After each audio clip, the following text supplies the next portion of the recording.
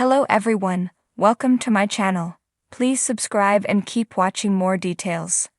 One key Yellowstone character was missing from John Dutton IE's funeral. John Dutton's Yellowstone funeral didn't include one forgotten character. The family's patriarch and the soul of the series died in the Yellowstone Season 5, Part 2 premiere, with a crime scene at the Montana governor's mansion sealing Kevin Costner's exit. Still, Beth and her brother had some peace of mind about their father's death, since Case helped to reopen the investigation into John IE's fate as a homicide. After the family and cowboys get closure about the cause of John's death, Tate, Carter, and the rest of the family gather to bid their hero farewell. Beth and the other family members take turns saying their final words to the fifth-generation Dutton, who will be the last family member of the Dutton family tree to be buried at the clan's heirloom ranch. Almost everyone who mattered to the patriarch gathered to pay their respects. That said, John's funeral was missing a key figure. Despite being significantly impacted by his death, cowboy Jimmy Herdstrom didn't attend John Dutton's funeral in the Yellowstone finale. When the news about John's death got out, Taylor Sheridan's Travis Wheatley broke the news to Jimmy after learning about it from Rip Wheeler. From there, Jimmy got a week off from work to grieve his former employer. We see Jimmy processing how he wants to handle John IE's death, remarking he'd prefer to get back on his horse and work than take time off during the week to grieve. That said, Yellowstone didn't follow the development by featuring Jimmy at John's funeral, despite already being in Montana. Instead, the Texas-made cowboy climbs back into Travis' pickup to travel back to the Bosque Ranch at the beginning of Yellowstone Season 5, Episode 14, departing just before John IE's final farewell. While it makes sense that Jimmy has work to do back in Texas, showing the cowboy at John's funeral was more than justified. John IE was a crucial figure in Jimmy's life, bringing him to work at the Yellowstone Dutton Ranch as a favor to his grandpa. Yellowstone viewers see the fan-favorite character's story develop over 4 seasons in Montana until Jimmy leaves for Texas in Yellowstone Season 4, where he becomes a proper cowboy and decides to stay after making his life down south. Before his story broke off in Season 4, setting up the character to star in Sheridan's 66 spin-off, Jimmy was one of the most essential figures on the ranch. Jimmy starts the series as an outsider, which viewers can relate to, so it's all the more appropriate to show him grieving the loss of the series' main star after all these years.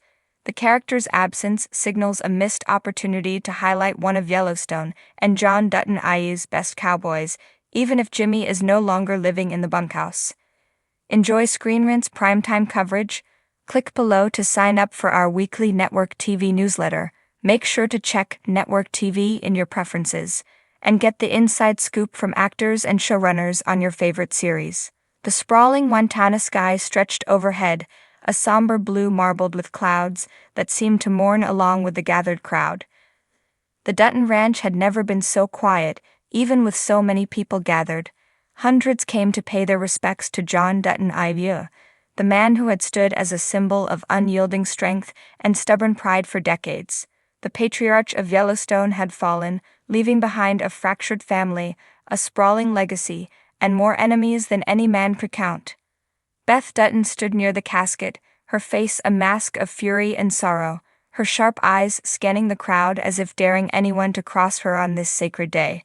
Rip Wheeler, her husband and John's fiercely loyal right hand, stood stoically by her side. Case Dutton, dressed in a suit that looked like it had been forced on him, lingered near Monica and Tate, his young son clutching his hand tightly. Jamie Dutton, the black sheep of the family, was present but noticeably isolated, his posture rigid and his expression unreadable. It was a tableau of grief, pride, and tension, as fitting for the Duttons as the Yellowstone brand itself. But one absence was impossible to ignore. As the service began, murmurs rippled through the crowd. Where was Case's brother-in-arms, Walker? The soulful cowboy, with his weathered guitar and poet's heart, had been a polarizing figure on the ranch. But in the end, he had earned his place among the Duttons, even if grudgingly.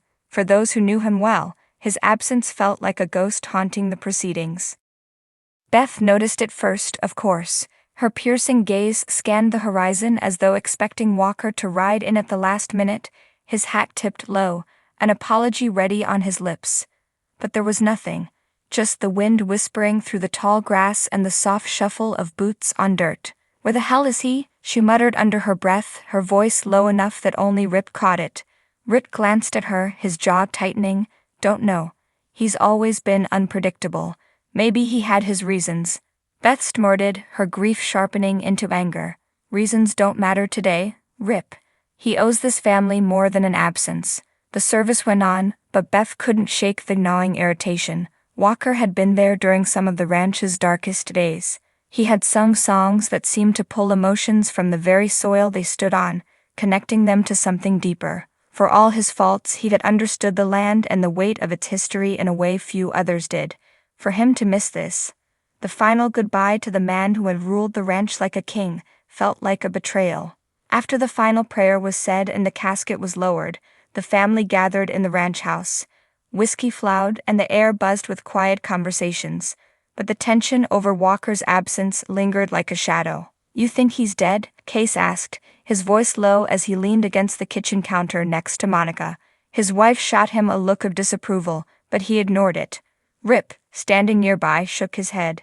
"If he was dead, we'd have heard about it. Men like Walker don't just disappear without leaving some kind of trail." Beth appeared, a glass of whiskey in her hand, her eyes blazing. "Maybe he's just a coward, couldn't face the music, or maybe he's out there writing some goddamn song about loss and betrayal while we're here living it." Monica spoke up, her voice gentle but firm. "Beth, we don't know why he's not here. Maybe we should give him the benefit of the doubt."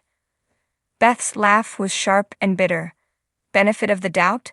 That man has been walking the line between loyalty and selfishness since the day he set foot on this ranch. I'm done giving him anything." Despite her anger, a small part of Beth couldn't help but wonder if she was being unfair.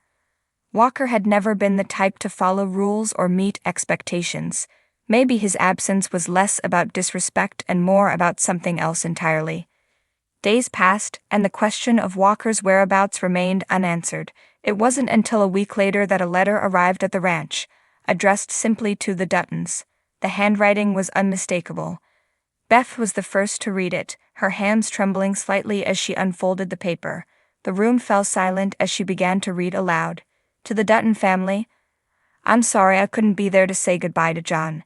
He was a complicated man, but he was also a giant. He cast a long shadow, and I'll carry pieces of him with me wherever I go. But I couldn't stand in front of all of you and pretend like I deserved to be there. I've made mistakes, more than I can count, and some of those mistakes hurt this family.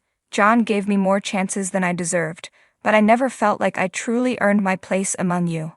The truth is, I've been running my whole life, from my past, from my choices, from everything. Standing at his funeral would have felt like running back into a fire I'm not strong enough to face. I'm sorry if that makes me a coward. Maybe I am. But I'm trying to find a way to make peace with myself, and I didn't want my struggle to cast a shadow over his memory. I hope you can forgive me for not being there. I'll never forget what this family taught me or what it means to stand on that land and feel the weight of history beneath your feet. I'm a better man for having known all of you, even if I couldn't find the strength to stand beside you one last time. Take care of each other, and take care of the land. It's worth everything. Walker."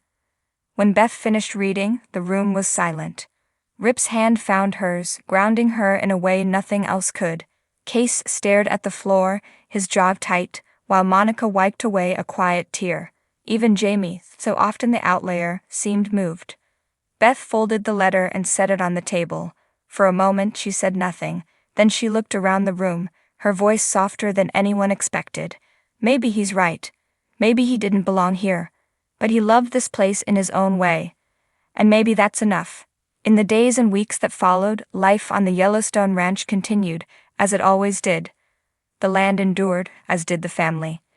And somewhere out there, under a different stretch of sky, Walker was likely strumming his guitar, singing a song of loss, love, and the kind of legacy that leaves a mark too deep to fade.